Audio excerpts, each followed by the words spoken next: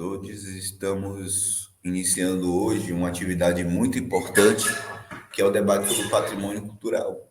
Tema esse que anda em voga, né? Em diversas pesquisas, em políticas públicas, né, do Estado brasileiro, e que tem entrado em uma certa centralidade quando nós estabelecemos o debate da política da cultura, né? Principalmente em territórios tradicionais, como é o caso do território do Recôncavo da Bahia. Então, sou Paulo Reis, sou formado em museologia pela UFRB, pela Universidade Federal do Recôncavo da Bahia, e hoje sou mestrando do programa PPGAP, que é o Programa de Arqueologia e Patrimônio Cultural, também pela UFRB. Nessa primeira atividade, nós iremos debater, então, as origens, né, e o princípio do que significa patrimônio. Essa é a peça central do debate de hoje. Então, vou começar com base em primeiro dizer que o patrimônio cultural é um tema de meu interesse profissional, quanto acadêmico, mas também quanto atuação social. Eu já sou mediador social do patrimônio, né? Um educador patrimonial há 10 anos. Há uma década que eu venho junto com escolas públicas e privadas apresentando Cachoeira e São Félix, apresentando seus locais de história, de memória, fazendo interpretações e trazendo questões pertinentes ao debate, para além de um mero roteiro turístico, que é convencionalmente interpretado Cachoeira, o Recôncavo como um todo. Então, apresento lugares que normalmente não são mencionados nos livros de história, a exemplo da Feira Municipal de Cachoeira, que é um espaço que já foi um quilombo, que é o Quilombo Recuada. Eu falo da Igreja dos Remédios, que foi fundado por duas autoridades do candomblé, verdadeiros feiticeiros africanos, e que era um local que realizava uma perspectiva de sincretismo, mas eu digo sincretismo aqui na convenção que a gente tem, mas uma forma de ocultar as práticas de fé de religião africana de uma forma mais raiz, né? Quando eu digo mais raiz é que realmente fazia-se o uso da medicina africana dentro desse ambiente e por isso dá o nome de alcunha de Igreja dos Remédios, né? A Igreja do Remédio, que fica exatamente no coração da Feira Municipal de Cachoeira. Então, isso são só mostras de que o patrimônio é tema de meu interesse, foi tema de minha monografia, quando apresentei a questão da política cultural antinegritude do Museu Histórico Nacional durante o centenário de independência do Brasil. Uma exposição que foi realizada em 1922, certo? Pelo Museu Histórico Nacional, que foi, naquele contexto, inaugurado e que foi uma das maiores exposições realizadas no Brasil, tendo mais de 3 milhões de visitantes durante o período da exposição, tendo espaços, né, setores para que ocorresse também exposição de diversas outras nações aliadas naquele contexto do Brasil, e que quando a gente chegava à conclusão, ao analisar a perspectiva da população negra, era um verdadeiro apagamento histórico, porque a única representação negra naquele contexto, há um século, um pouco mais de um século atrás, era uma maquete ridícula, preciso dizer, de uma representação de um engenho de açúcar, em que você tinha os bonecos articulados elétricos, né, fazendo a reprodução do ato de colher cana, cortar cana, né, e fazer o processo da produção do açúcar. Então, essa é a única representação em que a população negra foi colocada nesse contexto, o que é uma coisa grave quando a gente pensa da importância histórica que a população negra tem no Brasil e quando nós avaliamos o quanto que a população negra sofreu dentro desse contexto colonial, pelo processo de escravidão, da economia, né, da escravidão, que foi peça central do processo do Brasil colonial e Brasil Império também. E também para minha dissertação, que eu estou em processo de escrita, eu estudo sobre os patrimônios culturais negros da Cachoeira, da cidade de Cachoeira, né? Coração aqui do Recôncavo Baiano. Então, essa é a razão de eu ter certo domínio sobre o tema. Eu vou iniciar agora uma apresentação de slide,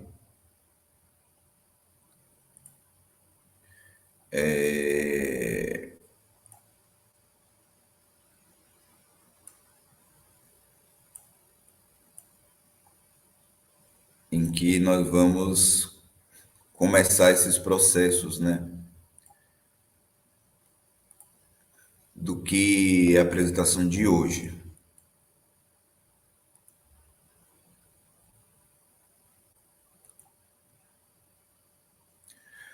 Quando nós falamos do princípio do patrimônio, o princípio aqui está realmente referindo à palavra origem.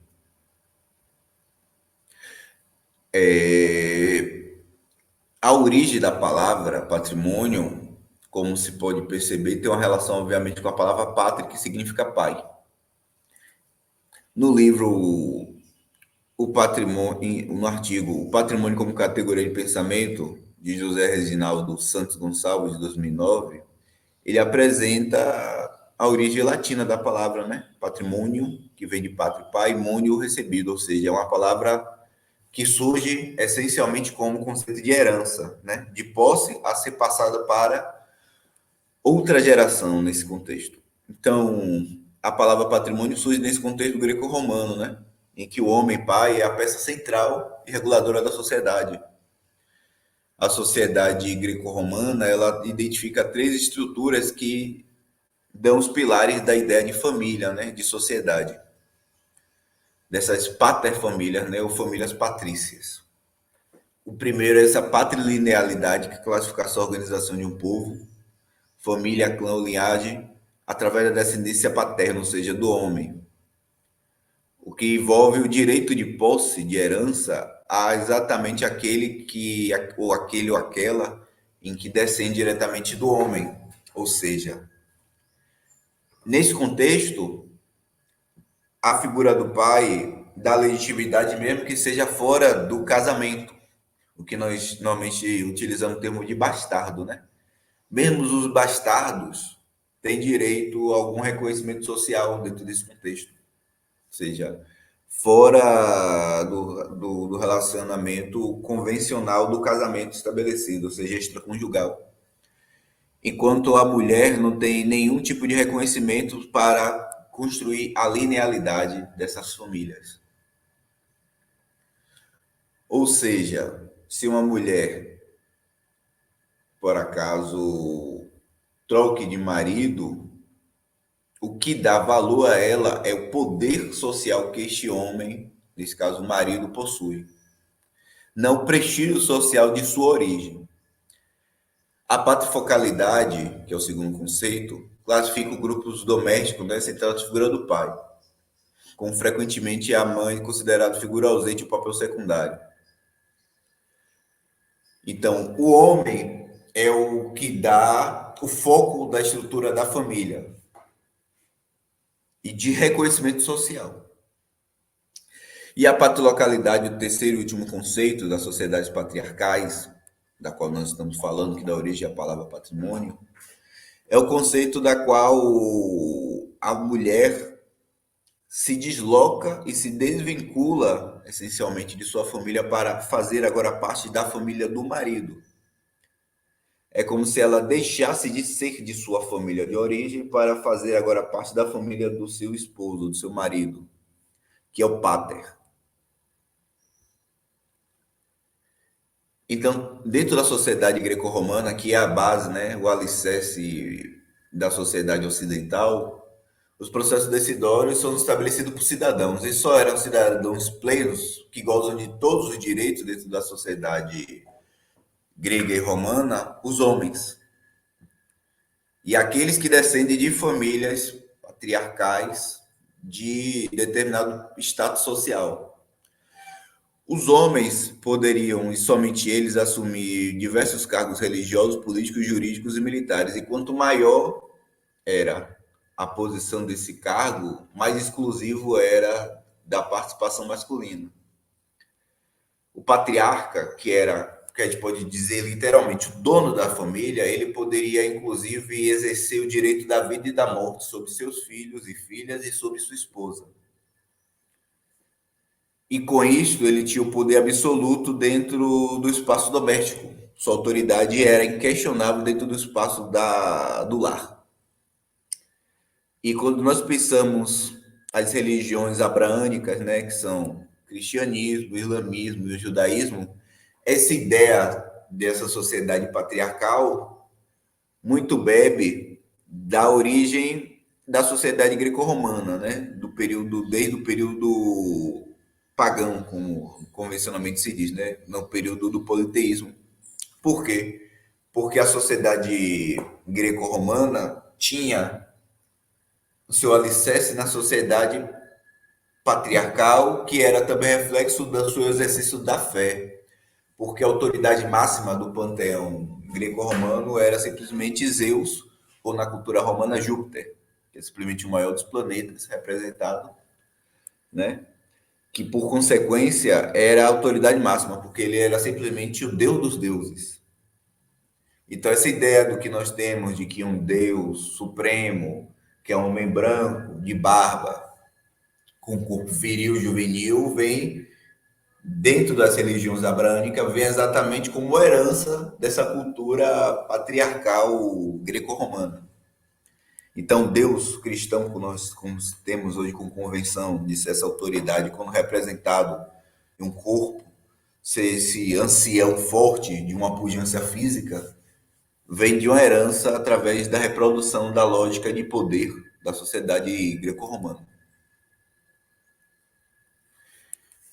A origem do conceito moderno de patrimônio ele surge exatamente dentro do processo do chamado período imperialista, em que as diversas nações europeias disputavam recursos, né? Fossem recursos materiais, fossem recursos políticos diretamente.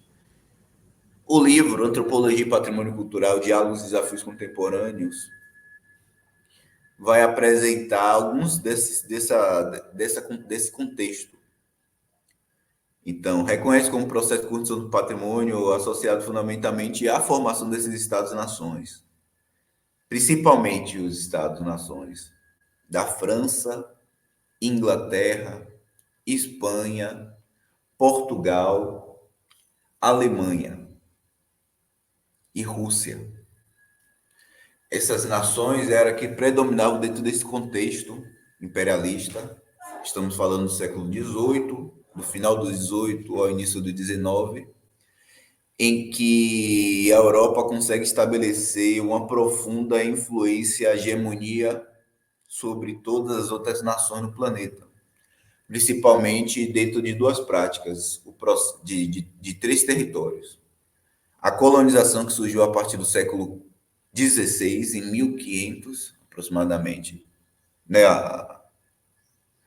na América, o processo de colonização do continente africano, que é marcado atualmente pela partilha da África pelas nações imperialistas, a partir do século XVIII, XIX, início do século XIX, e o processo de colonização da Ásia também, que é pouco mencionado, principalmente no contexto Japão, China e Índia, porque são as três maiores nações naquele contexto da Ásia, tendo a, a China passado pelo processo de colonização pela Inglaterra, principalmente, que resultou no estabelecimento da destruição cultural chinesa pela instituição da economia do ópio. O ópio causou uma profunda devastação dentro da sociedade chinesa, que resultou em diversos impactos culturais. E nisso, a China buscou tentar estabelecer o fim da economia do ópio e a Inglaterra se impôs em estabelecendo conflitos, né, guerras, para que houvesse a manutenção da venda do ópio dentro do contexto chinês. E o Japão também passou por um processo semelhante de colonização das nações europeias. E a Índia, obviamente, também passou por esse processo de violência colonial. Então, disso, estabeleceu os impérios. Inclusive, o maior império da história da humanidade foi simplesmente o Império Inglês, né? Britânico, que dominou mais de 70% das nações no auge do Império Britânico. E o que buscava principalmente esses impérios era comércio. Eram rotas comerciais que eram disputadas por esses impérios para que pegassem sobre um valor mínimo. Ou, quando eu digo comprarem, não era exatamente compra, né? Muito desse contexto, na verdade, era roubo dos povos, dos povos subalternizados, para revender dentro dos mercados econômicos das potências imperialistas. E eram mercados extremamente valiosos. A gente pensa, por exemplo, as especiarias trazidas do Oriente Distante, China e Índia, principalmente, que tinha um processo que chegava a uma valorização de mais de 3.000% quando chegavam à Europa. Um dos produtos mais comercializados nesse contexto era o famoso chás, né? E aí houve diversos conflitos em relação ao chá. Então você poderia, por exemplo, comprar ou roubar e ter um custo inicial de R$ 3. Eu estou dando aqui um exemplo.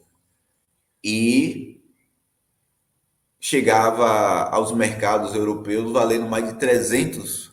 Então você tinha uma valorização estupenda em cima desse produto. 300, 500, R$ 1.000 o quilo, coisa que você não teve quase custo nenhum na hora de roubar ou de comprar dentro dos mercados indianos. E tinha esse baixo valor porque simplesmente a Inglaterra, principalmente, se impunha sobre esse contexto indiano e colocava o produto praticamente de graça para comprar sobre esse povo subalternizado, né? Com isto, o patrimônio começou a surgir para o processo da formação dessas identidades nacionais. E aí vemos para o próximo passo.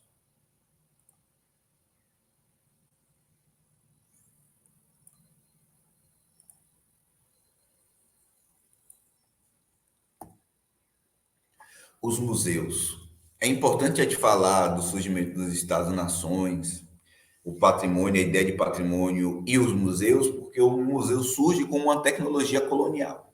E por que tecnologia colonial predatória? Porque acabou-se o tesouro sendo, dentro dos Estados-nações europeias, um conceito que começou a se expandir. Se inicialmente o poder econômico se dava através da quantidade de pedras e metais preciosos, e eu vou falar mais futuramente melhor mais à frente, as artes que eram produzidas principalmente a partir do contexto do Renascimento, começou também a ser visto como um bem de poder econômico. Aí eu estou falando das belas artes, né? O conceito das belas artes, que eram pinturas, esculturas, essencialmente, se tornaram elementos de prestígio social. Mas o museu surge nesse contexto como espaço da qual todo o patrimônio roubado das nações subalternizadas, principalmente América, África e Ásia, eram destinados a serem guardados. Com a necessidade da consolidação da identidade nacional, que não era um conceito ainda bem estabelecido e sólido no contexto imperialista, as nações disputavam não somente o mercado econômico, mas a ideia de identidade, porque a nação que tivesse mais consolidada a ideia de identidade era a nação no qual seu povo se entendia quanto pertencente àquela nação e acabava tendo um predomínio, uma predileção cultural para fortalecer essa identidade. Exemplo, a Inglaterra e França são duas nações nesse contexto imperialista rivais, desde o período da Idade Média, né? Houveram diversas guerras nesse contexto, a exemplo da Guerra do Centenário, a Guerra das Rosas, né? Da qual uma buscava tentar se sobrepor sobre a outra. Eram duas nações rivais, próximas, né? Divididas somente por um estreito, e que viviam em processos de influência cultural. Então, no período auge do Império Britânico, principalmente do período vitoriano, a Inglaterra tinha uma forte influência sobre o mundo, culturalmente. Então, suas ideias sobre estética, sobre moda, influenciavam todas as outras nações. Da mesma forma que a cultura francesa também tinha uma forte influência sobre o resto do mundo. Então, nesse contexto, aquela nação que conseguisse consolidar melhor sua identidade nacional era aquela que conseguiria influenciar as outras nações. E como é que você conseguia estabelecer essa ideia de identidade através dos patrimônios culturais?